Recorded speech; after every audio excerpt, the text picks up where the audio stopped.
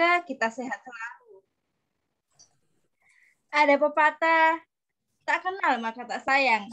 Izinkan saya memperkenalkan diri. Terlebih dahulu, saya Fatimah Zahro, selaku moderator yang akan membawa jalan acara pada malam hari ini. Acara ini merupakan acara yang diselenggarakan oleh UKM Penalaran Universitas Airlangga yang mengusung tema Get the New PKM. Peserta yang berbahagia, izinkan saya membacakan susunan acara pada malam hari ini. Yang pertama, pembukaan dan pembacaan doa. Yang kedua, pemaparan materi. Yang ketiga, tanya jawab. Keempat, penjelasan penugasan. Dan yang terakhir, penutupan. Sebelum acaranya dimulai, mari kita membaca doa sesuai agama masing-masing. Membaca doa dimulai. Amin. Selanjutnya, izinkan saya membacakan tata tertib agar acara dapat terlaksana dengan baik. Peserta wajib mengganti nama. Zoom menjadi nama garis departemen bagi anggota UKM, penalaran, dan nama kelompok bagi peserta magang. Peserta dianjurkan untuk menyalakan kamera. Peserta diwajibkan mematikan audio selama pemaparan topik diskusi berlangsung. Sesi tanya jawab akan dibuka oleh moderator sesuai dengan susunan acara. Untuk mengajukan pertanyaan, peserta dapat mengaktifkan fitur raise hand atau melalui kolom chat. Peserta dapat menyampaikan pertanyaannya setelah moderator mempersilakan. Peserta diwajibkan mengikuti kegiatan mulai dari awal sampai akhir. Dan jangan lupa mengisi presentasi yang dikirimkan oleh panitia.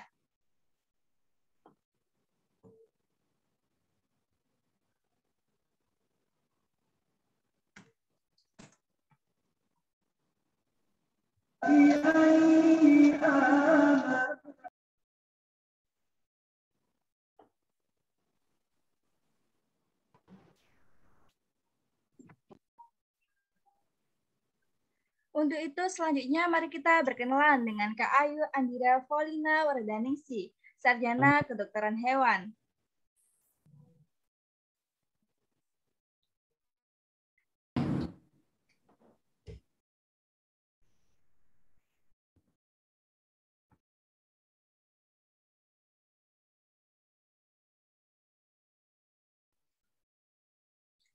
Beliau pernah menjadi Kepala Divisi Pembinaan UKM Penalaran UNER 2019, finalis PKM Kiti, Pekan Ilmiah Mahasiswa Nasional PIMNAS 33 2019, finalis PKM PM, Pekan Ilmiah Mahasiswa Nasional PIMNAS 34 2020.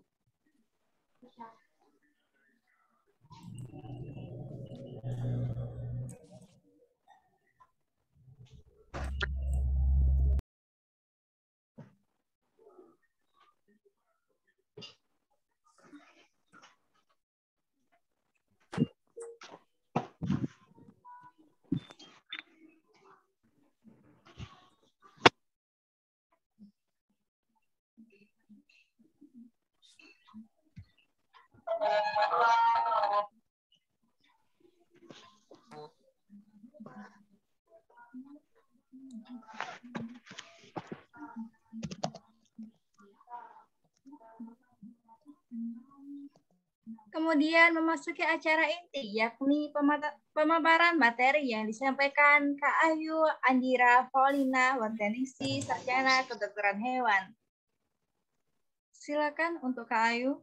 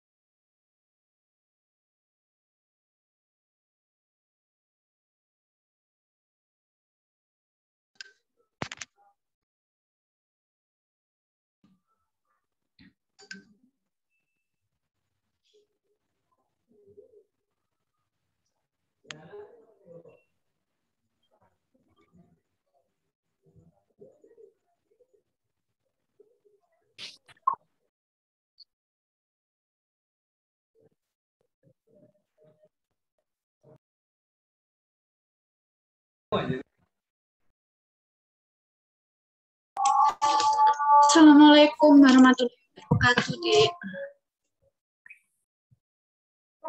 Waalaikumsalam warahmatullahi wabarakatuh. Waalaikumsalam warahmatullahi wabarakatuh. Waalaikumsalam warahmatullahi wabarakatuh. Ya, untuk materinya mohon di-share screen-nya.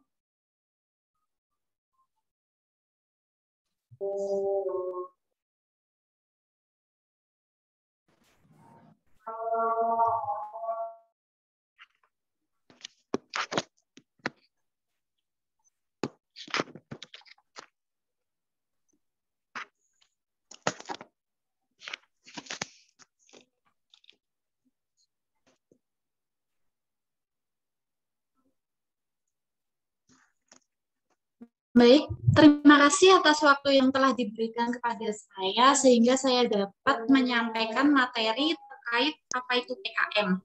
Sebelumnya, apakah kalian mengerti apa itu PKM? Apakah di sini ada yang sudah pernah ikut PKM?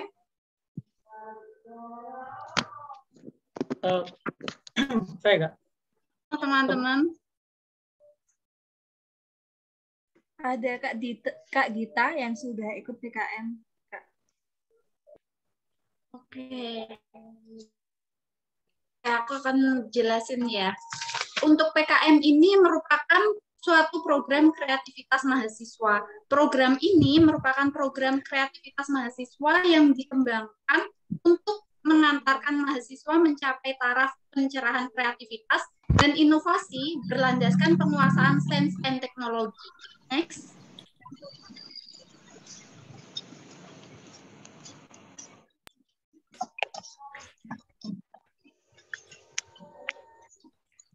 Untuk PKM ini diselenggarakan oleh Direktorat Jenderal Pendidikan Tinggi melalui Direktorat Pembelajaran dan Kemahasiswaan atau BEMAWA, Kementerian Pendidikan dan Kebudayaan Republik Indonesia. Lalu, pada PKM ini universitas juga ikut berperan, yaitu sebagai wujud implementasi Tridharma perguruan tinggi yang menjadi salah satu upaya menumbuhkan, mewadahi, dan mewujudkan ide kreativitas serta inovatif mahasiswa. Next.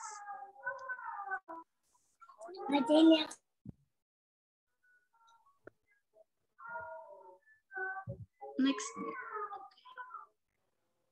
Pada awalnya PKM ini terdiri dari 5 bidang, yaitu ada PKMR, PKMK, PKMPM, PKMKC, dan PKMPI. Akan tetapi selanjutnya dikembangkan menjadi 3 program lagi, PKMKI, PKMKT, dan PKMGFK.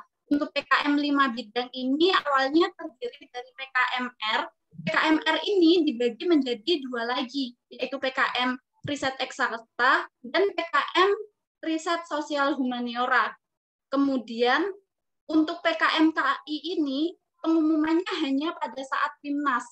Sedangkan untuk PKMKT ini terdiri dari 2, ada PKMGT dan PKMAI.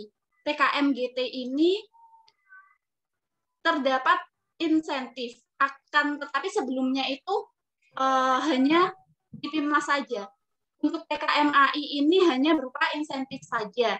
Sedangkan PKMGFK ini dia hanya diumumkan sampai PIMNAS. Selanjutnya.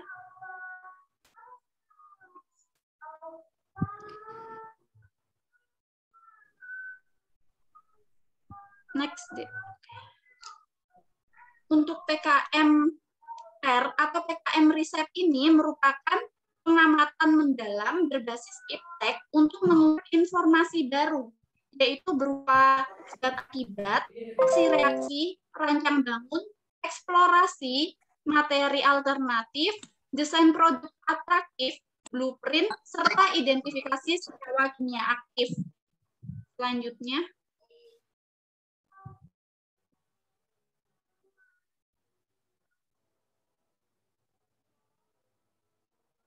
Next, D.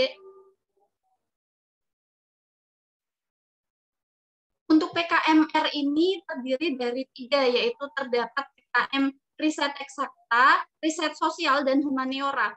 Untuk riset eksakta ini memiliki beberapa karakteristik, yaitu objek yang diteliti ini menitikberatkan pada fenomena alamiah sesuai hukum-hukum fisika, kimia, dan biologi. Kesehatan, farmasi, agro, maupun teknologi. Sedangkan untuk riset sosial, karakteristiknya yaitu objek menitikberatkan pada fenomena sosial interaksi dalam kehidupan bermasyarakat seperti bidang ekonomi, hubungan antar manusia, sosiologi, manajemen, dan politik.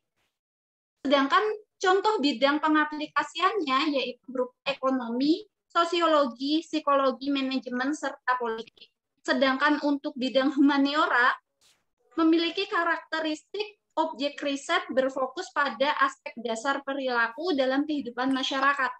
Bidang aplikasinya yaitu bisa berupa bidang budaya, seni, filsafat, adat istiadat, kepercayaan ataupun agama, serta hukum dan etika. Next, D.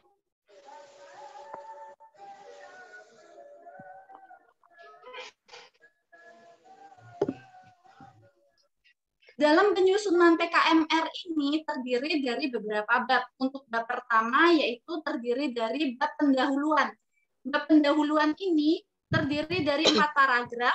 Untuk paragraf pertama menjelaskan terkait masalah yang diangkat dengan cara menunjukkan data-data terkait yang akan dilakukan riset. Yang kemudian pada paragraf 2 itu menjelaskan terkait solusi yang sudah pernah ada dalam mengatasi permasalahan yang akan dilakukan riset. Kemudian untuk paragraf 3 ini dan paragraf 4 ini menekankan seberapa penting penelitian ini. Kemudian terdapat rumusan masalah, tujuan penelitian, keluaran program. Untuk keluaran program ini merupakan target hasil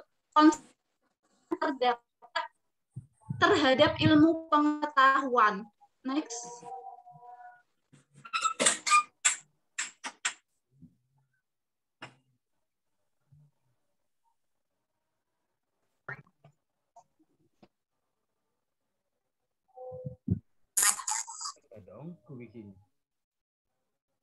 Next, D.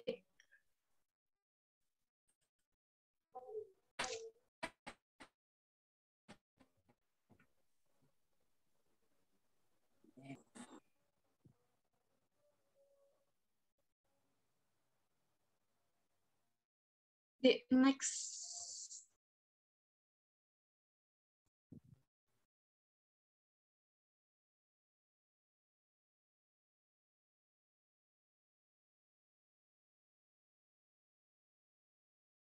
Selanjutnya terdapat PKMK.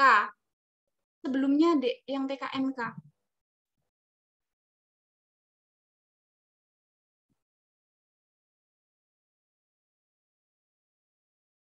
PKMK ini merupakan program kreativitas mahasiswa dalam menciptakan aktivitas usaha. Tim mahasiswa ini harus melakukan analisis adanya kebutuhan dan peluang pasar, selanjutnya membuat kreativitas atau komoditas usaha dalam rangka menyediakan kebutuhan pasar tersebut. PKMK ini bisa berupa 2 jenis, ada produk barang maupun produk jasa. Untuk produk barang sendiri yaitu berupa barang baru, motif produk, novel ataupun komik, serta animasi. Sedangkan untuk produk jasa itu berupa event organizer, konsultasi, pengolahan data, serta antar barang. Next.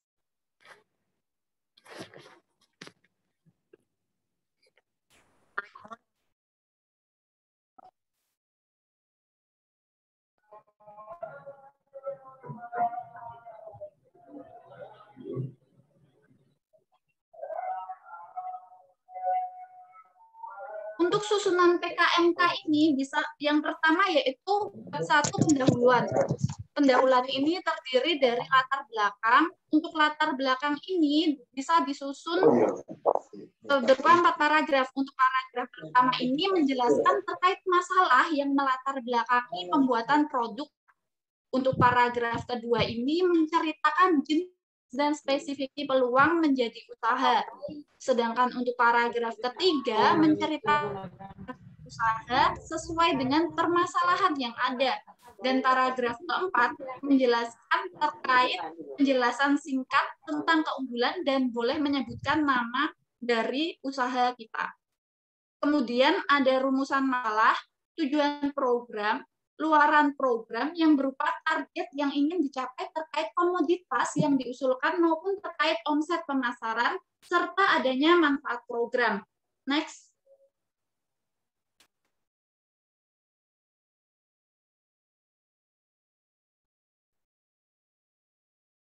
Kemudian untuk bab 3-nya kita membahas mengenai metode pelaksanaan, yaitu berupa waktu dan tempat. Waktu dan tempat ini 3-5 bulan. Kemudian dapat disebutkan mengenai lokasi detail pada penelitian kewirausahaan pada PKM kewirausahaan ini. Kemudian terdapat alat dan bahan, yaitu harus menyebutkan secara dan bahan yang diperlukan ini harus disebutkan secara spesifik. Kemudian hal ini bertujuan untuk membantu membuat anggaran dana. Kemudian terdapat cara kerja, yaitu dengan cara menguraikan alur kegiatan, mulai dari analisis masalah dan pasar, sehingga terbentuk masalah baru. Next.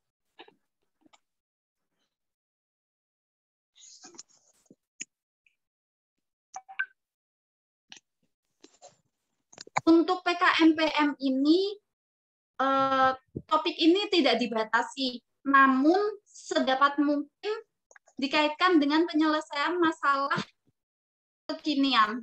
Judul pada PKMPM ini tidak menggunakan akronim dan singkatan yang tidak baku, serta hanya diperbolehkan maksimal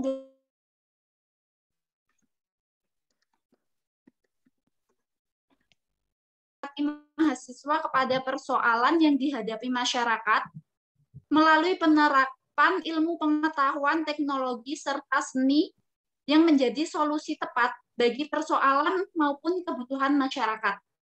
Kemudian untuk PKMPM ini yang dituju ini non-profit. Kemudian direkomendasikan pula merupakan respon persoalan mahasiswa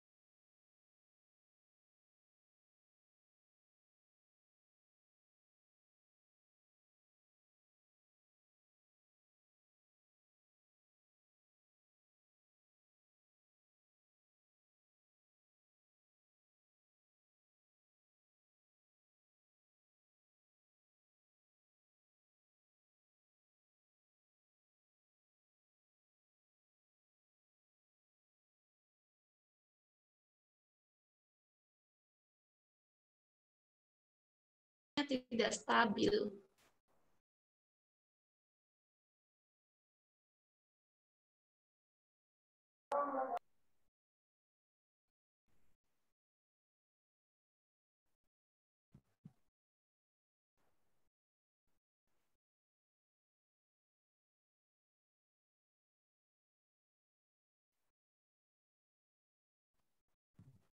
Mbak Ayu sedang nggak keluar ini. Jaringannya terpental. Mau tanya nih, buat calon anggota UKM, gimana sih kuliahnya saat ini? Gitu. Atau ada pikiran buat ikut PKM? PKM kan wajib kan? PKM sama kayak tingkat juga bisa gitu. Biar ada nilai plus gitu. Maksud saya PKM kan emang wajib gitu. Oh iya, memang wajib sih kalau PKM memang. Kalau buat maba. Oh, jadi kalau misalnya nanti saya misalnya udah jadi di semester 3 atau 4 gitu bisa ikut PKM lagi ya kayak? Bisa ikut Oh, adik bisa. tingkat, bisa ikut kakak tingkat juga bisa. Oh,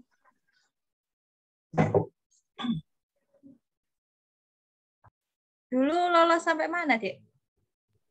saya semester 1 ini. Tapi Oh, ini saya udah bikin aplikasinya sudah jadi sih. itu Tinggal nunggu. dapat pendanaan gitu tadi. Iya, benar dapat pendanaan. Tapi kan harus nunggu proposalnya dulu di apa? Nunggu seleksi yang 700 itu. 700 proposal diseleksi dulu. Itu bisa loh diikutin program wirausaha mahasiswa tentang aplikasi Nah, juga. iya, Nanti benar bisa benar. dapat pendanaan lagi. Saya rencananya mau ikut di 1000 startup Nah, di 1000 startup di TP ya kalau nggak salah. Iya itu. nanti soalnya kan biasanya itu sekali kamu buat gitu ya, bisa diikutin beberapa kali. Oh, saya ini kebetulan emang apa kelompok saya ini bukan cuma target Pimnas sih. Kita target ke jadi startup beneran gitu loh, karena kita ngelihat ini potensi proyek kita itu besar gitu loh. Jadi kan ya agak apa ya, bukan agak aja sih ya, agak sayang sih kalau misalnya cuma target di PKM aja gitu. Jadi nanti kalau misalnya semisal lolos, amin, semisal lolos terus lulus 3,5 tahun tanpa skripsi, nah kan bisa udah ada penghasilan juga gitu loh waktu lulus. Rencananya sih gitu. Amin. Oh, itu bikin apa? Aplikasi apa? Oh, wah ini saya nggak bisa spill sih Kak, karena kan bingung. Tapi saya bisa ngomong kalau aplikasi itu bakal benar-benar bantu pengangguran yang ada di Indonesia. Jadi ini bakal ningkatin kesejahteraan masyarakat Indonesia secara drastis sih. Karena ya ini nggak bisa saya spill sih itu. Cuma ya gitu.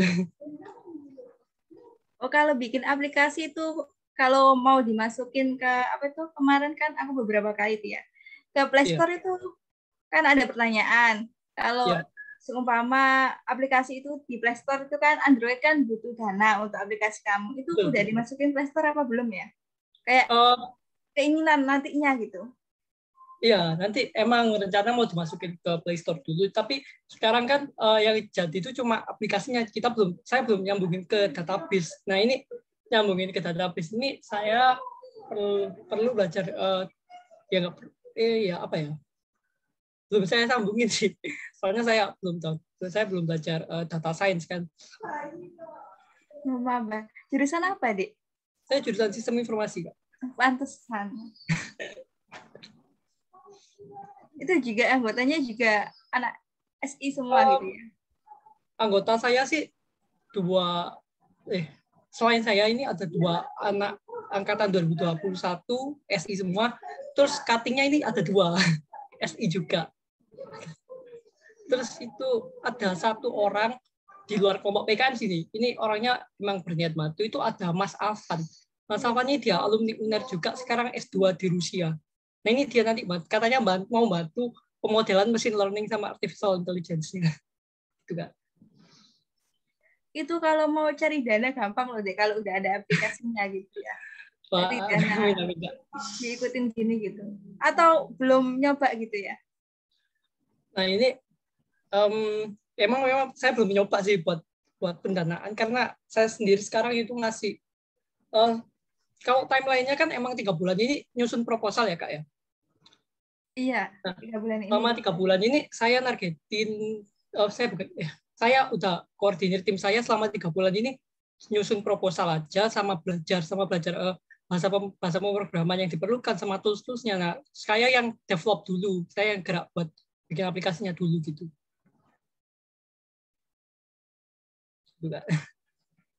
Jadi buat pendanaan ya masih belum, karena masih belum timeline-nya sih. Loh, kalau gitu kan bisa diikutin lomba lain. Soalnya ada beberapa temanku itu yang bikin kayak gitu aplikasi buat pertanian. Itu dia tuh tiap bulan itu dapat pendanaan dari 3 lomba. Satu karya itu Halo, bisa Dek. dapat 10 lomba itu dia menang terus. Loh, Jadi satu semester itu dia bisa borong ke 10 sampai 15 dengan satu karya yang sama. keren. Tapi modifikasinya itu dibedain lagi gitu. Tiap itunya. Tapi Itu kalau bisa di loh. BIMNAS bukannya nggak boleh diikuti di perlombaan lain ya Kak ya? Kalau di Kadang BIMNAS. itu ada gitu yang apa itu lomba yang kayak udah karya udah diikutin tuh boleh diikutin lagi gitu. Oh, Halo, Dek. Nah, itu Sorry ya, barusan keluar. udah join lagi nih. ya Iya. karena itu Saya tanya-tanya ke Kak Ayu sudah juga. join, saya tak undur diri dulu. Aku lanjutin ya. Untuk PKM-PM.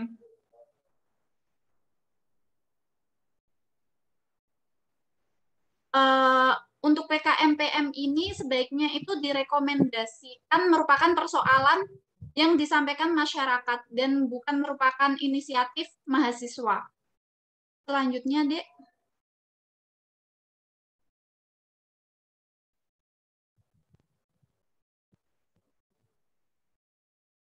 Untuk PKM-PM ini sendiri terdiri dari beberapa bab. Untuk bab pertama yaitu berupa pendahuluan.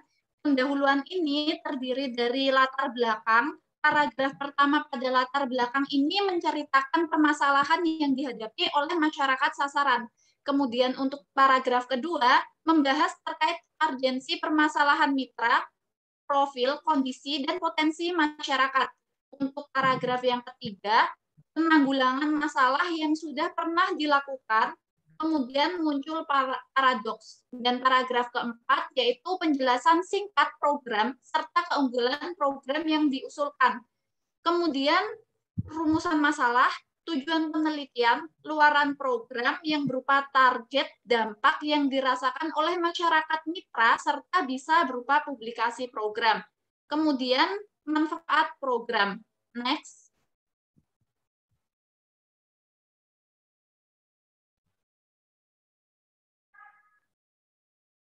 PKMKC. Untuk PKMKC ini berupa pengembangan wawasan iptek.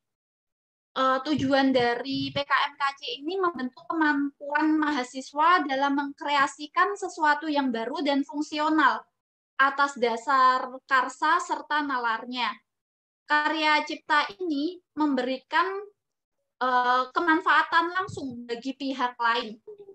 Untuk PKMKC ini diusahakan tidak meniru produk existing baik di dalam maupun di luar negeri, kecuali memodifikasi prinsip atau fungsi lainnya. Kemudian untuk PKMKC ini mitranya itu profit. Next.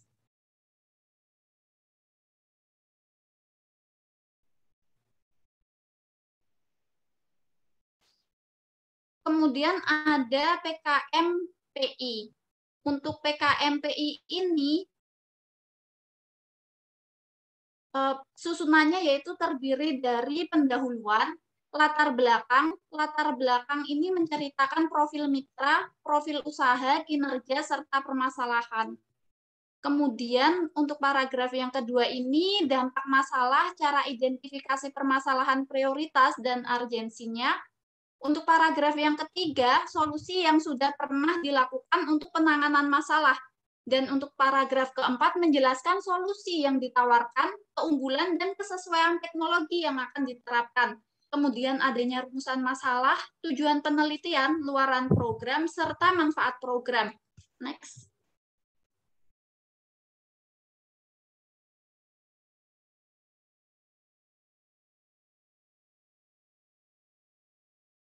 Kemudian PKMKI, yaitu penemuan ide produk inovatif, kemudian karakterisasi produk, kemudian dilakukan proses manufaktur, desain, produksi, serta pengujian, serta akhirnya terbentuklah produk inovatif yang fungsional. Next.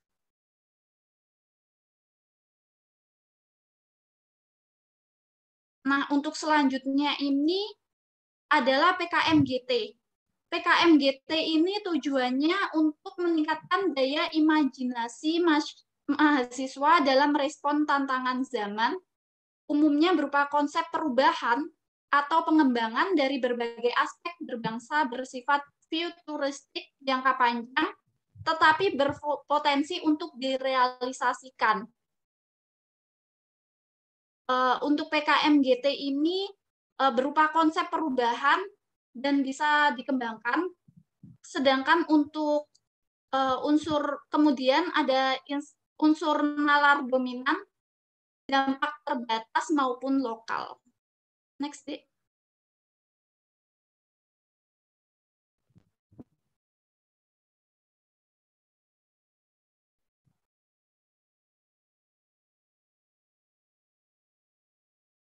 Nah, untuk PKMGT ini sendiri susunannya yaitu pendahuluan.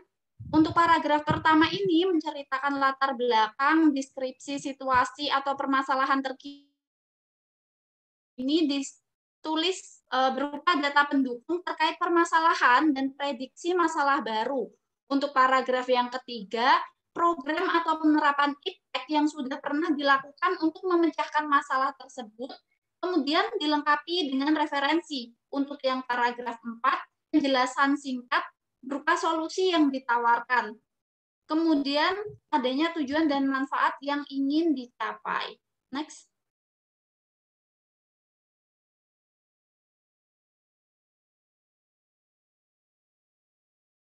Selanjutnya untuk PKM GFK. Tujuan dari PKM GFK ini sendiri yaitu untuk memotivasi partisipasi mahasiswa dalam mengelola imajinasi, persepsi, serta nalarnya. Kemudian memikirkan tata kelola yang futuristik namun konstruktif sebagai upaya pencapaian tujuan SDGs di Indonesia maupun solusi keprihatinan bangsa Indonesia. Next, D.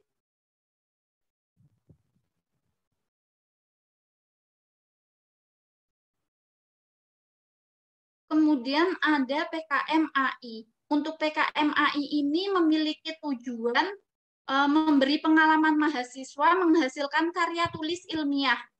Program ini berupa penulisan artikel ilmiah yang bersumber dari kegiatan akademik lainnya dalam bidang pendidikan, penelitian, maupun pengabdian kepada masyarakat.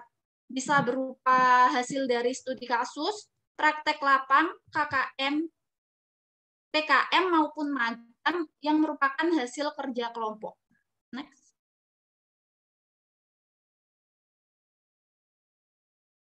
Nah, untuk yang sebelumnya setelah aku jelasin terkait jenis-jenis PKM, lalu bagaimana sih untuk menemukan ide, bagaimana sih agar bisa menyusun PKM?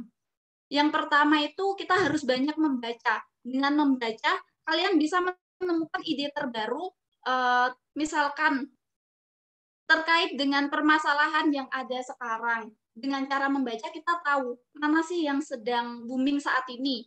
Kemudian peka terhadap lingkungan sekitar. PKM ini ide bisa kita temukan dari lingkungan sekitar. Misalkan ada permasalahan lingkungan, kita peka lalu kita bisa menemukan solusi yang ada. Kemudian kita bisa menyusun ide ini lalu kita jadikan sebagai PKM. Selanjutnya melakukan diskusi. Kemudian berpikir out of the box, artinya berpikir beda dari yang lain.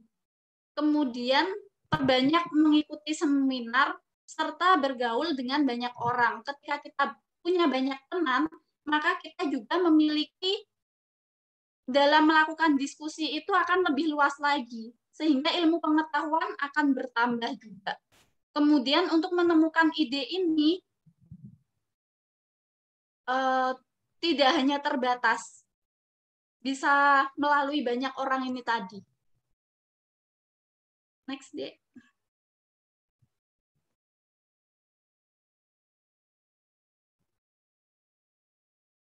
Next. Nah, demikianlah yang dapat saya sampaikan. Apabila ada pertanyaan, silakan. Selanjutnya saya kembalikan kepada moderator ya. Baik, Kak, acara selanjutnya kita akan tak kalah menarik nih, yaitu diskusi dan tanya jawab dengan Kak Ayu. Untuk para peserta yang ingin bertanya bisa raise hand terlebih dahulu dan menyalakan kamera atau mengetik di kolom chat. Wah, udah banyak nih Kak yang tanya. Ada Tasya, ada kita gitu.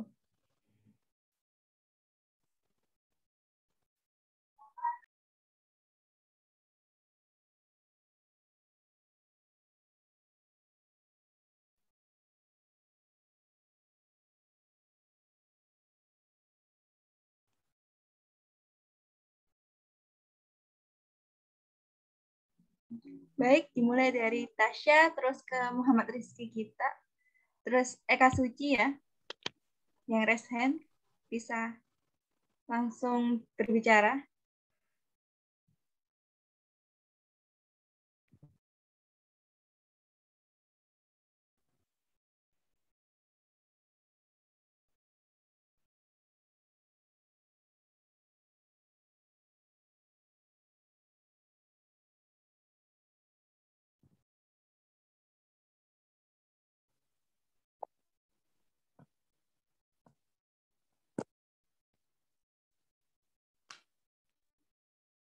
Dek Tasya Kamila apa jadi bertanya atau tidak ya?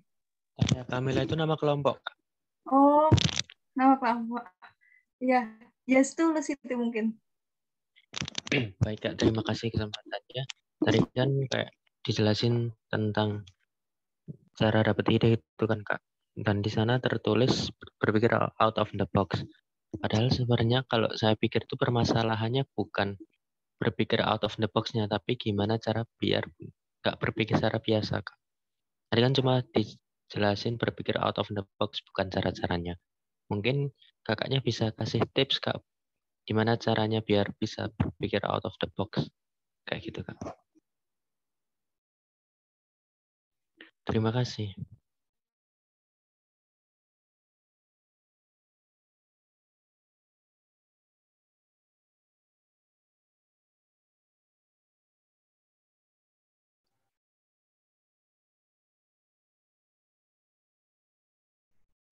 Ini pertanyaannya ditampung terlebih dahulu atau langsung dijawab saja?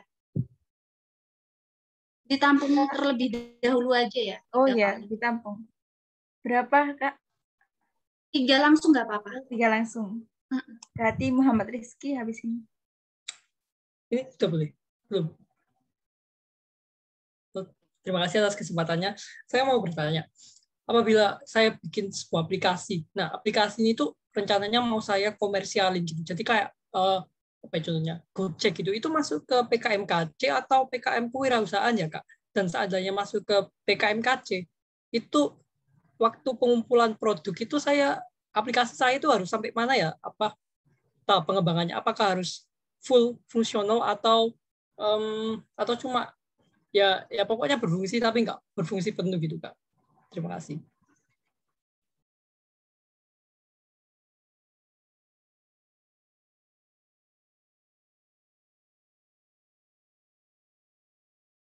Kemudian Belva.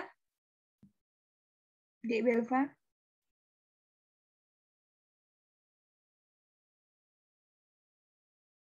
Dek Belva bisa berbicara atau on mic atau di chat.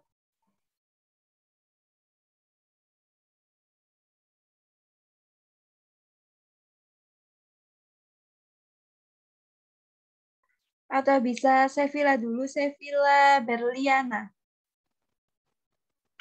Ya, baik.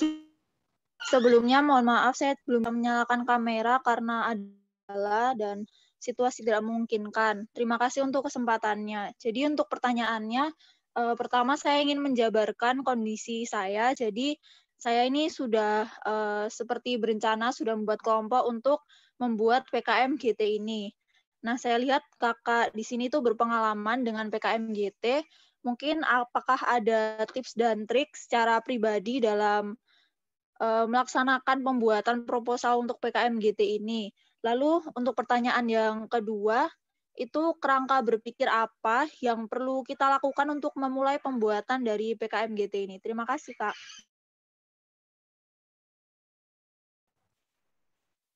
Baik, untuk yang pertama aku akan menjawab cara berpikir out of the box ini tadi ya. Untuk bisa berpikir out of the box ini artinya kita harus keluar juga dari zona nyaman kita. Kita harus mau menerima saran dari orang lain. Kemudian selain itu kita juga perlu meninggalkan beberapa keraguan. Misalkan takut gagal, aduh nanti bikin ini, takut nggak berhasil. Itu tolong ditinggalkan saja. Ketika berpikir out of the box, artinya kita itu mampu terbuka dengan setiap saran orang lain, kemudian adanya keterbukaan juga dalam melakukan hal yang berbeda dan dengan cara yang berbeda pula. Seperti pengembangan ide-ide terbaru. Intinya meninggalkan keraguan itu tadi dan mau menerima saran dari orang lain juga, serta melakukan apa yang berbeda dengan cara yang berbeda pula. Gimana, Dek? Menurutku itu masih konsepnya kayak mungkin langsung ke teknisnya gitu. Jadi kayak mana misalnya kita misalnya ada charger ini Kak. Kalau mungkin umumnya itu berpikirnya dari sini. Nah mungkin kalau out of the box itu bisa dari sini atau sini kayak gitu Kak. Kayak gimana cara langkah-langkahnya? Aku misalkan nih, ketika pembuatan karya tulis ilmiah langsung ya, untuk penentuan judul kan biasanya bagi seseorang yang belum pernah berkecimpung di dalam karya tulis itu pasti judulnya juga biasa-biasa aja. Ketika kita berpikir out of the box, artinya kita memiliki ide terbaru, kemudian mengembangkan ide tersebut seperti apa ya, waktu aku PKM GT itu kan berarti keluar dari zona nyaman. Yang aku kan bikin, bentar deh, cari dulu ya.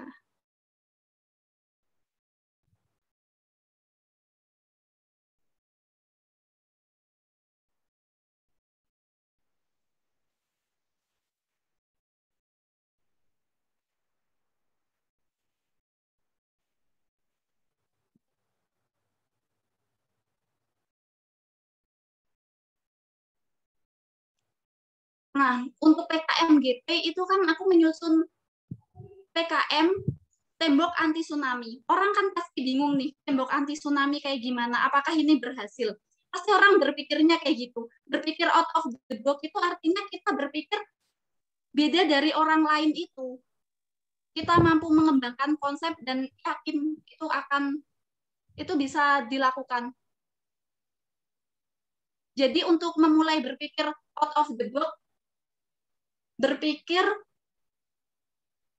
beda dengan yang lain.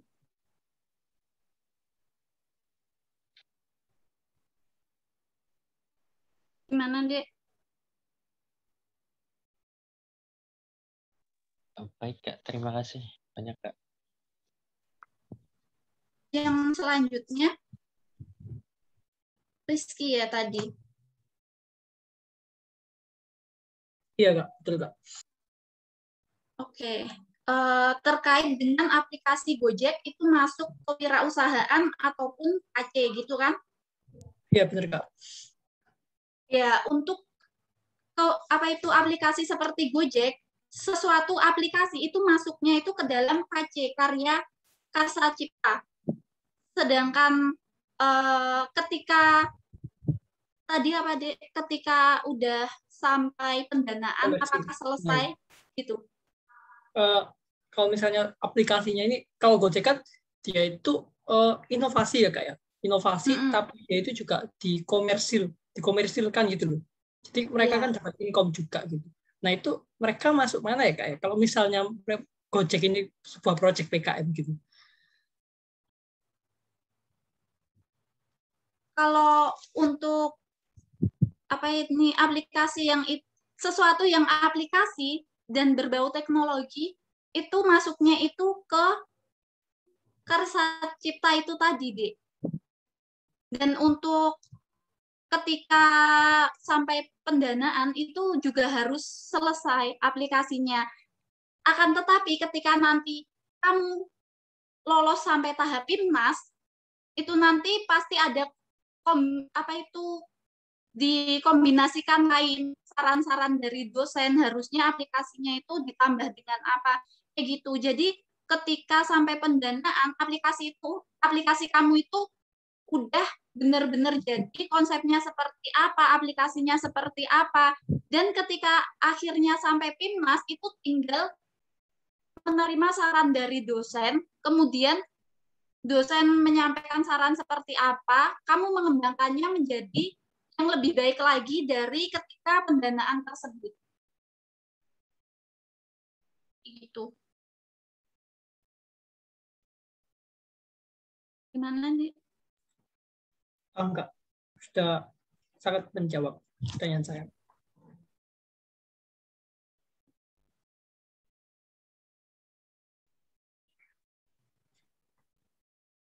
Gimana, Dek? Belum terdengar ya, Kak? Sudah sangat menjawab pertanyaan saya, Kak. Terima kasih. Oh iya. Untuk selanjutnya,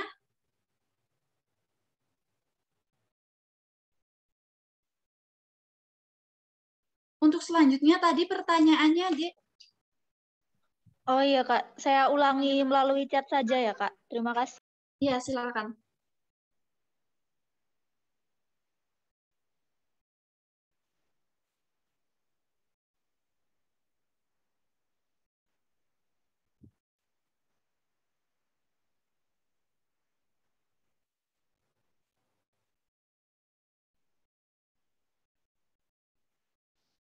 Oke, berdasarkan pengalamanku ketika melakukan PKMGT kemarin itu 2019 itu, kita kan banyak membaca nih, Dek.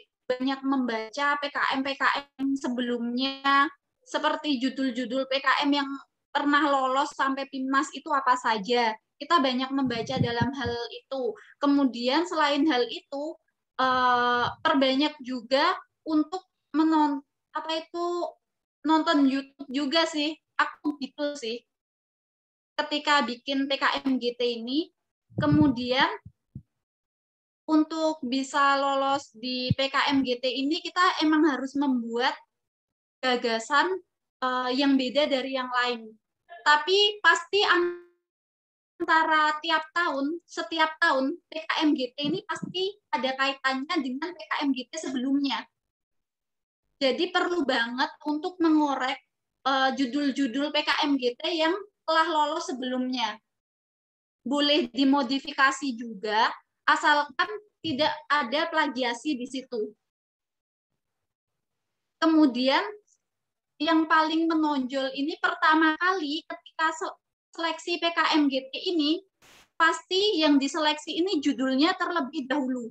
Kemudian untuk para penilai ini, mereka hanya membaca sekilas, Dek. Yang paling ditekankan terutama pada bab latar belakang. Kamu harus menjelaskan, benar-benar dijelaskan seperti apa PKMGT yang kamu konsep ini. Itu benar-benar harus jelas dan harus detail pula. Kemudian,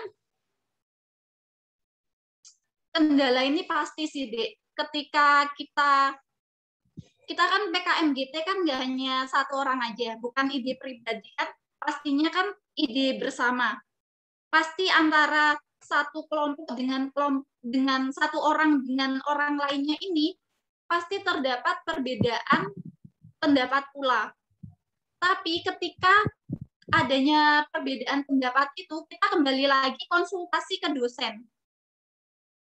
Dari masukan-masukan dosen ini kemudian akan kita tampung dan kita koreksi kembali, baru kita menyatukan pendapat kita secara bareng-bareng kembali. Seperti itu. Untuk pembangunan kerangka berpikir, kalau untuk PKMGT ini kan artinya gagasan tertulis. Gagasan tertulis ini dia itu diwujudkan sesuatu yang bisa diwujudkan, akan tetapi dalam jangka yang sangat panjang, dalam jangka waktu yang panjang. Bisa 5-10 tahun ke depan. Untuk PKM yang lainnya kan itu hanya beberapa bulan, itu bisa diwujudkan. Akan tetapi untuk PKMGT ini perwujudannya ini bisa bertahun-tahun baru bisa diwujudkan. Seperti itu, Dek, untuk PKMGT. Baik, Kak. Terima kasih banyak untuk jawabannya. Ya, sudah sama-sama. sangat menjawab. Terima kasih, Kak. Sama-sama. Untuk Selanjutnya, selanjutnya bisa yang Farah Soraya, Tasya Kamila, Dian Sastrowardoyo, sama Fauzan Ar-Rasyid. Bisa unmute? Terima kasih atas waktunya, Kak. Sebelumnya saya memohon maaf karena tidak bisa on cam dikarenakan sedang part time. Jadi perkenalkan, nama saya Farah Soraya dari kelompok Tasya Kamila. Di sini saya ingin bertanya, apakah PKM ini wajib untuk maba atau hanya diikuti bagi yang mau? Dan untuk perkara tim, apakah dalam tim tersebut kita harus mencari teman satu prodi atau boleh dari fakultas lain? Sementara kan tidak semua orang memiliki ide yang sama bagaimana cara membentuk kesatuan dalam suatu tim itu sehingga bisa terbentuk PKM, pengerjaan PKM. Jadi nggak berhenti di tengah jalan. Sekian pertanyaan saya. Mohon maaf jika tidak dipahami. Terima kasih, Kak.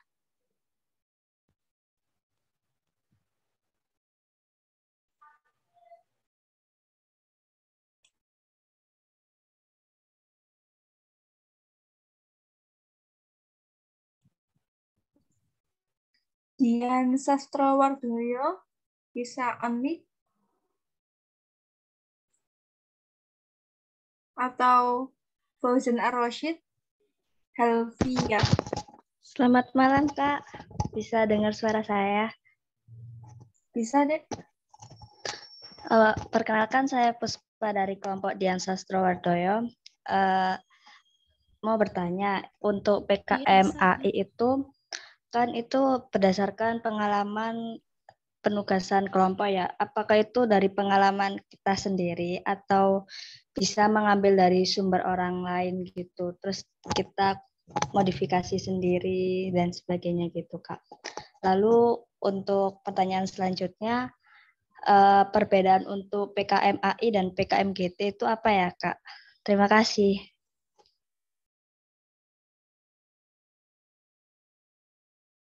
Selanjutnya.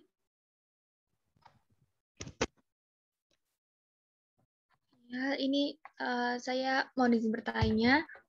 Sebelumnya terima kasih atas kesempatannya. Di sini saya Elviandi Calwandari dari kelompok Fauzan Ar-Rasyid ingin bertanya kepada Kak Ayu Andira. Kebetulan saya dan kelompok saya mengambil PKM pengabdian masyarakat. Di sini saya ingin bertanya bahwasannya tuh untuk pengerjaan PKM pengabdian masyarakat ini itu menentukan masalah dulu atau mencari mitra dulu gitu, atau mungkin kayak bagaimana tahapan-tahapannya ketika kita sedang mengerjakan PKM pengabdian masyarakat ini. Terus untuk untuk pertanyaan kedua itu untuk pengabdian masyarakat ini itu kita memberikan solusi kepada mitra ini atau kita memberikan solusi kepada masyarakat gitu Kak. Terima kasih.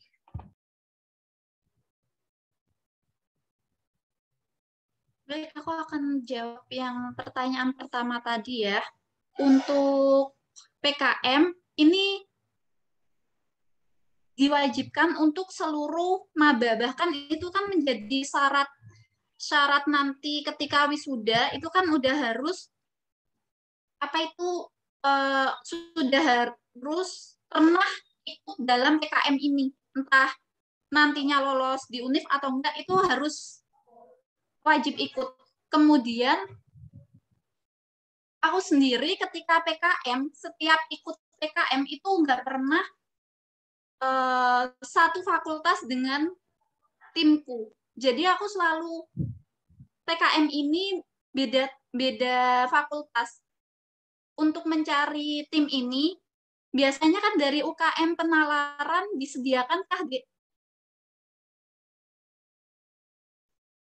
Dek Fatimah? Biasanya di UKM penalaran dibagi tiap grup juga kan? Atau mencari sendiri? Biasanya itu mencari sendiri, Kak. Kalau yang mau dibagi juga dibagi, Kak. Jadi ada yang bisa mencari sendiri atau mau ikut pembagian dari UKM penalaran itu. Tapi terkadang itu kalau dibagi kadang anaknya tuh nggak sreg gitu biasanya itu. Jadi kadang tuh disuruh milih sendiri. Tapi kalau mau dibagi sama UKM penalaran juga biasanya juga ada pembagiannya, Kak. Nah, ini di UKM penalaran sendiri kan sudah disediakan wadah.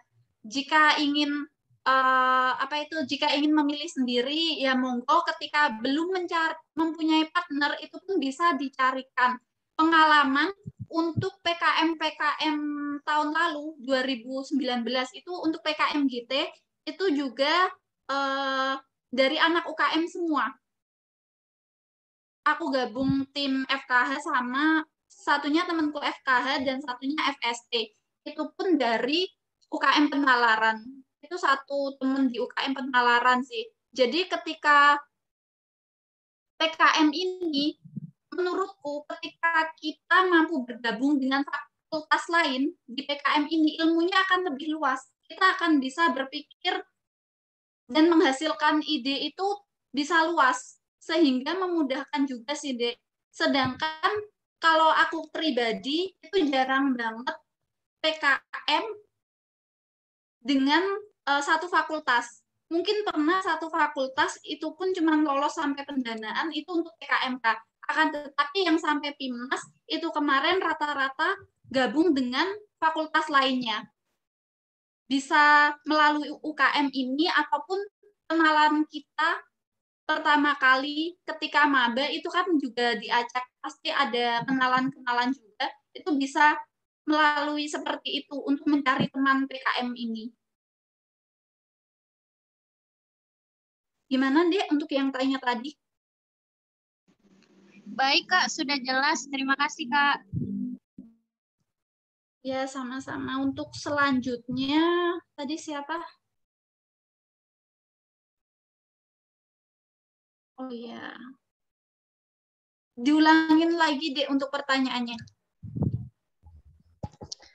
Permisi Kak, izin bertanya. Silakan. Jadi kan di PKMAI itu kan tadi dia menulis artikel ilmiah berdasarkan penugasan kelompok kan Kak.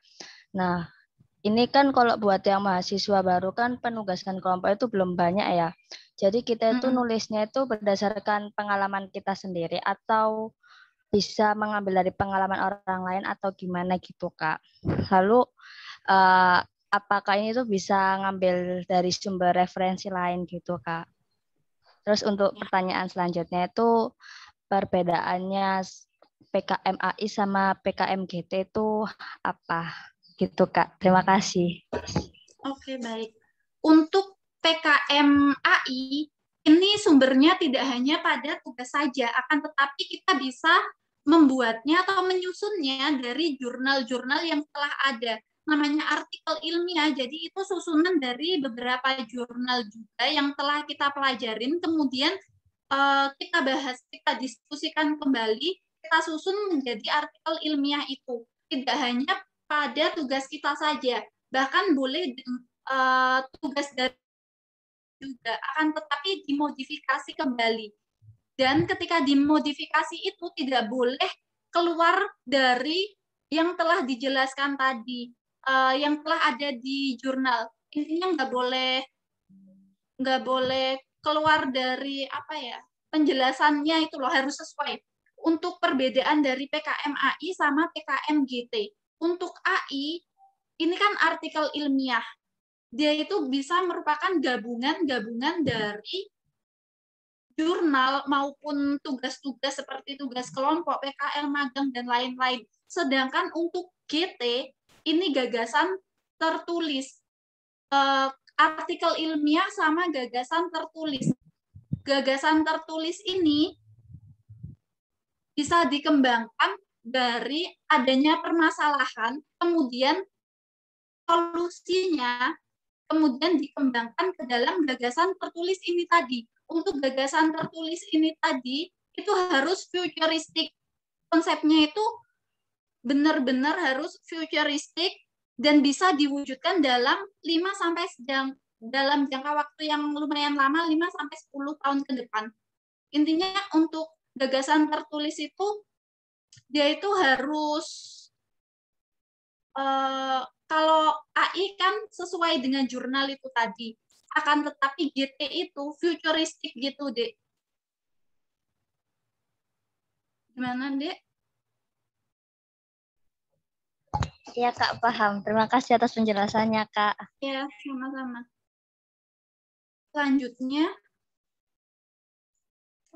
bisa dari Nurul sama Ekaria. Sebelumnya ini ada di chat, Kak, ya. Saya bacakan. Oh iya. Dari Alicia. Maaf Kak, saya pertanyaan saya belum kejawab, Kak. Oh ya. Oh iya, apa tadi, Dek? Yang tentang pengabdian masyarakat tadi. Oh iya. Ulangin, Dek. Oke. Maaf banget, ulangin lagi. Jadi yang pertama tadi saya bertanya mengenai jadi untuk mencari untuk mengerjakan PKM pengabdian masyarakat ini itu kita harus mencari masalah dulu atau mencari mitranya dulu. Terus pertanyaan keduanya adalah untuk dalam pengerjaan PKM pengabdian masyarakat itu tuh kita memberikan solusi kepada instansinya atau kita maksudnya memberikan solusi atas permasalahan di dalam mitranya itu atau kita memberikan solusi kepada masyarakat gitu, Kak. Terima kasih. Oke. Iya. Untuk PKM pengabdian masyarakat ini berdasarkan pengalamanku pribadi yang kemarin dan itu juga anak-anak lain juga menerapkan seperti itu, kita pertama kali pasti mencari mitranya. Untuk namanya pengabdian masyarakat, artinya kita menyelesaikan permasalahan yang ada pada masyarakat tersebut. Mitranya itu kan juga berasal dari masyarakat itu. Jadi ketika kita mencari mitra, kemudian mitra tersebut mengeluhkan permasalahan apa sih yang ada di daerahnya, lalu kita memberi solusinya. Kayak gitu, Dek, untuk PKM pengabdian masyarakat ini. Jadi yang kita berikan untuk mitranya ini sendiri kan dari masyarakatnya ini tadi kan, Dek. Jadi yang kita selesaikan ya permasalahan dari mitra ini tadi. Seperti pada contoh PKM-ku tahun lalu ya, yang 2020, itu kan aku ambil mengenai insektisida alami. Kenapa aku berpikiran untuk mengambil insektisida alami itu? Dikarenakan di masyarakat Gresik itu kebanyakan masyarakatnya bermata pencaharian sebagai nelayan. Akan tetapi untuk dalam pengawetan ikan ini kan masih banyak menggunakan bahan bahan kimia buatan. Sedang di Gresik itu terdapat pohon bakau. Nah, bakau ini sendiri akhirnya kita gali informasi lebih lanjut. Pohon bakau ini fungsinya apa? Pohon bakau ini memiliki kandungan apa? Bisa nggak dijadikan insektisida? Kayak gitu. Jadi intinya ketika PKMPM ini memanfaatkan yang ada pada masyarakat tersebut dan untuk menyelesaikan permasalahan mereka sendiri. Kayak gitu, Dek. Iya, Kak, paham. Terima kasih banyak, Kak Ayu. Ya, sama-sama. Selanjutnya. Ini ada dari Alicia. Ya, bertanya, saya Alisa Alaiki dari kelompok Ivan. Izin bertanya, cara kita mengetahui kalimat-kalimat yang kita pakai dalam PKM itu sudah baik dan benar, itu bagaimana ya, Kak? Dan bagaimana cara kita mengetahui bahwa isi dari PKM yang kami buat sudah berbobot dan detail? Oke, untuk mengetahui kalimat-kalimat yang digunakan sudah benar atau belum, artinya kita perlu mereview ulang, kita perlu meminta saran. Biasanya kalau dari UKM penalaran ini sendiri kan ada mentornya ya, disediakan mentor kan, Dek, untuk PKM ini. Disediakan mentor, Kak. Nah, biasanya kalau berdasarkan pengalaman, kita membuat proposal dulu, kemudian kita minta bantuan mentor ataupun orang yang kita anggap kita percaya bahwa mereka expert di bidangnya untuk meneliti proposal yang telah kita buat. Jadi kita tahu mana kalimat yang perlu diperbaiki, terus mana yang salah, itu biasanya dibenarkan oleh mentor-mentor. Jadi perlu banget ketika penyusunan PKM ini memiliki hubungan yang baik juga dengan mentornya, karena emang tujuannya itu untuk membantu penyusunan proposal ini tadi. Kayak gitu, Dek. Dan satu lagi, jangan lupa untuk meminta saran kepada dosen pembimbing juga. Itu juga sangat perlu sih. Ini tinggal 2 lagi, Kak, dari Nurul sama Ekaria. Ya, silakan.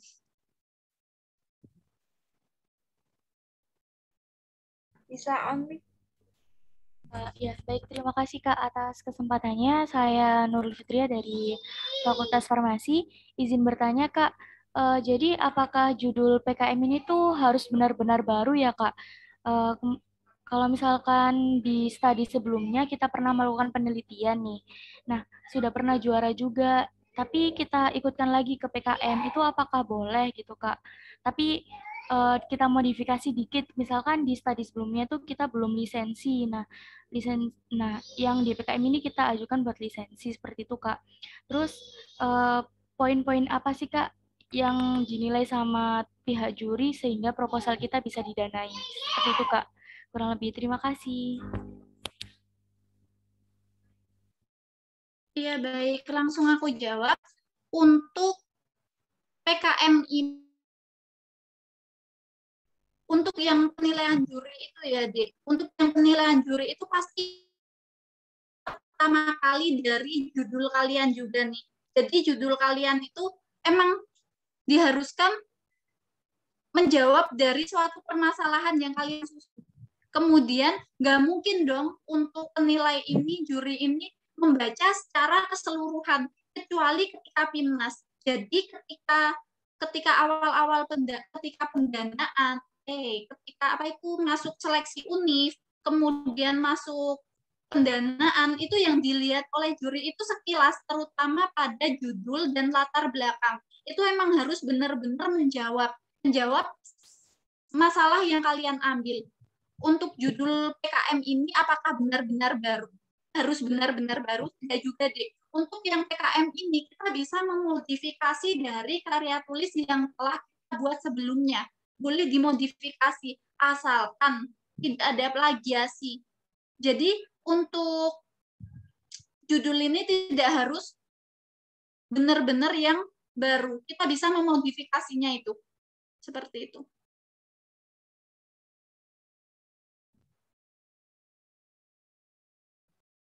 Mana, Dek? Iya, baik. Terima kasih, Kak, atas jawabannya. Baik, ini ada... Siap. Ini masih diterusin apa? Enggak, Kak. Tinggal ini ada di chat 3 pertanyaan, Pak. Iya, boleh, silakan. Ini ada dari Eka tadi. Dia udah membentuk sama teman-temannya sebuah kelompok di mana dia mengangkat pengolahan kulit jagung menjadi kertas. Kira-kira ide ini bisa dimasukkan ke PKM Riset atau PKMK ya, Kak? Lalu kira-kira bagaimana ya di situ yang paling ampuh biar ide PKM kita dibaca? Terlebih lagi kami berasal dari prodi gizi yang sebenarnya pengetahuan terkait pengolahan kulit jagung menjadi kertas serta mesin-mesinnya itu masih agak minim, Kak. Gini, Dek, untuk saran aku pribadi itu kan limbah jagung ya itu tadi. Kak, limbah kulit jagung. Dijadikan kertas. Untuk limbah kulit jagung dijadikan kertas, kembali lagi ke subjek. Untuk selanjutnya ini kalian ingin memasarkan atau hanya meneliti. Beda ya antara PKMR sama PKMK. Untuk PKMR kita itu lebih ke arah riset, artinya penemuan, artinya penelitian. Akan tetapi ketika PKMK, kewirausahaan ini, kita itu menjual suatu produk. Kita itu tidak lagi meneliti, akan tetapi itu sudah pernah diteliti oleh orang lain. Kita hanya menjadikan itu sebagai produk yang sudah jadi, kemudian kita menjualnya kepada target pasar kita. Bedanya seperti itu sih, tergantung kembali lagi ke kalian. Kalian ini mau hanya meneliti saja atau memiliki target pasar dalam penjualan kertas ini tadi.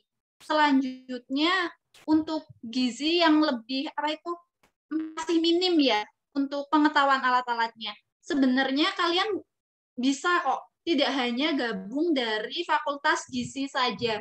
Kalian juga bisa mengajak fakultas lain untuk masuk ke dalam kelompok kalian. Kayak gitu.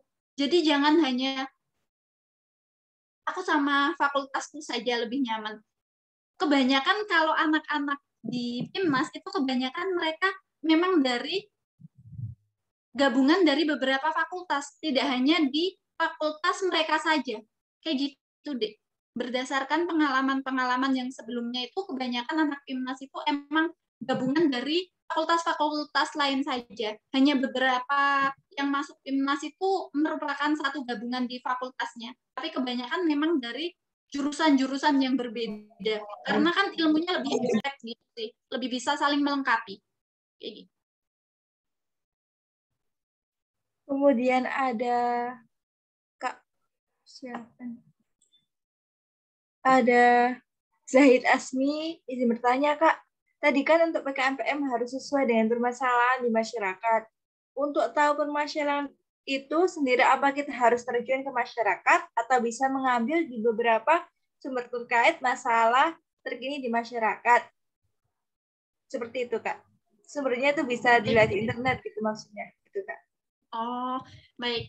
Untuk pertama kali kita kan pasti mencari tahu itu kan nggak langsung datang ke tempatnya. Kita bisa cari tahu entah itu di koran atau sumber-sumber lainnya, bisa internet juga, ataupun bisa beberapa sumber berita. Kita mengetahui keadaan masyarakatnya, kemudian masyarakat itu memiliki permasalahan apa, dan di sana itu ada apa. Jadi kita itu mengkombinasikan di sana ada apa sehingga apanya ini tadi bisa digabungkan untuk mengatasi permasalahan masyarakat itu sendiri. Kayak gitu. Kemudian untuk lebih meyakinkan lagi, perlu dilakukan survei ke tempat tersebut. Apakah itu benar mereka punya permasalahan tersebut dan memiliki apa yang bisa menyelesaikan masalah mereka. Intinya itu seperti aku contohkan lagi ketika PKM-PM di Gresik tentang insektisida itu pertama kali kajian literatur juga. Pertama kali juga melihat dari berita, di sana itu keadaan geografi wilayahnya itu seperti apa, keadaan tempatnya itu seperti apa. Di sana banyak pohon bakau. Nah, kita uji literatur nih, kita cari pohon bakau ini tujuannya untuk apa. Terus permasalahan di sana apa? Permasalahan di tempat itu masyarakatnya sebagian nelayan, akan tetapi dalam mengawetkan ikan masih menggunakan bahan kimia. Sedangkan bahan kimia ini tadi ketika digunakan pasti memiliki banyak minusnya dibandingkan positifnya. Akhirnya dari uji literatur pohon bakau ini kita menemukan sebuah konsep nih. Oh, ini pohon bakau bisa digunakan untuk insektisida. Insektisida ini bisa digunakan sebagai pengawet buatan yang dari bahan alam. Sehingga terkait antara satu dengan yang lainnya. Masyarakat punya pohon bakau dan masyarakat punya permasalahan dalam pengawetan ikan asin ini tadi. Akhirnya timbullah ide itu tadi, Dek. Sehingga bisa menyelesaikan permasalahan masyarakat yang ada di Gresik. Kayak gitu. Gambarannya seperti itu sih. Gimana? Yang ini tuh udah selesai Kak, ini yang terakhir. Bertanya Kak, untuk PKM yang dapat menggantikan skripsi itu PKM bidang apa saja ya? Sama kalau ikut fakultas lain, apakah boleh Kakak tingkat fakultas lain? Baik, untuk yang PKM bisa masuk di skripsi itu PKMR. PKM untuk yang anak sosial pastinya PKM sosial humaniora, sedangkan untuk yang anak saintek itu PKM RE eksakta. Untuk boleh sih, boleh banget untuk ikut ke fakultas lain. Tapi untuk masing-masing PKM ini juga bisa digunakan sebagai pengganti. Misalkan nih PKM, tapi aku nggak tahu juga sih ini masih berlaku atau enggak. Untuk yang PKM-PM ini, pengabdian masyarakat ini bisa digunakan sebagai pengganti nilai KKN, kemudian PKMK ini bisa digunakan pengganti mata kuliah KWU ataupun yang sejenisnya yang masih berkaitan dengan kewirausahaan. Tapi kembali lagi tergantung peraturan rektorat yang terbaru. Soalnya setiap tahun itu pasti rektorat punya peraturan terbaru. Seperti itu. Baik, terima kasih atas pemaparan materi dan tanya jawab yang disampaikan oleh Kak Ayu. Materi dan tanya jawabnya disampaikan cukup penting untuk kita memahami program kreativitas mahasiswa dan menjadi motivasi untuk adik-adik semua menjadi juara di PIMNAS tahun ini gitu. Untuk acara selanjutnya peserta saya akan membacakan penugasan peserta. Untuk panitia bisa di-share screen.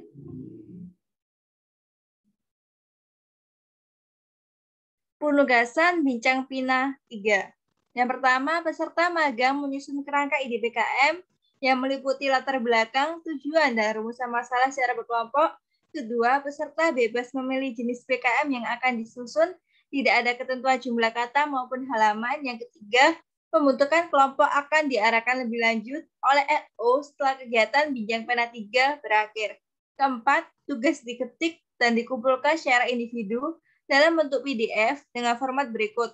Font Times New Roman ukuran 12, spasi 1,5, rata kanan kiri, margin atas 4, kiri 3, kanan 3, bawah 3, 4, 3, 3, 3, ukuran kertas A4, dan yang terakhir, pengumpulan tugas paling lambat pada Sabtu 2 Oktober pukul 23.59 WIB melalui Google Form yang disediakan LO, peserta yang telah mengumpulkan tugas harap konfirmasi kepada LO.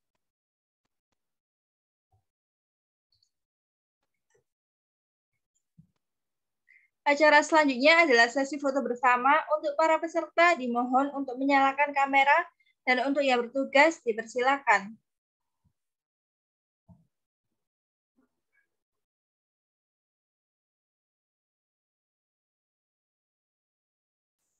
Dimulai dari slide pertama.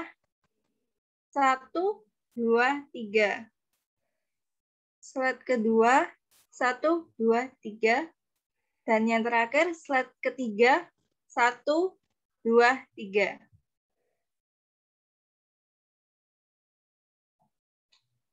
Alhamdulillah, sebelum mengakhiri acara, kita berdoa dulu menurut agama masing-masing.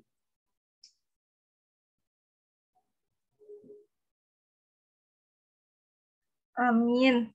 Terima kasih banyak kepada narasumber serta para peserta yang telah menyimak acara dari awal sampai akhir. Semoga banyak ilmu yang didapat untuk diaplikasikan dalam kehidupan sehari-hari. Saya, Fatimah Zahro, selaku moderator pada webinar malam hari ini, meminta maaf apabila ada salah kata maupun perbuatan. Akhir kata, wassalamualaikum warahmatullahi wabarakatuh. Waalaikumsalam warahmatullahi wabarakatuh.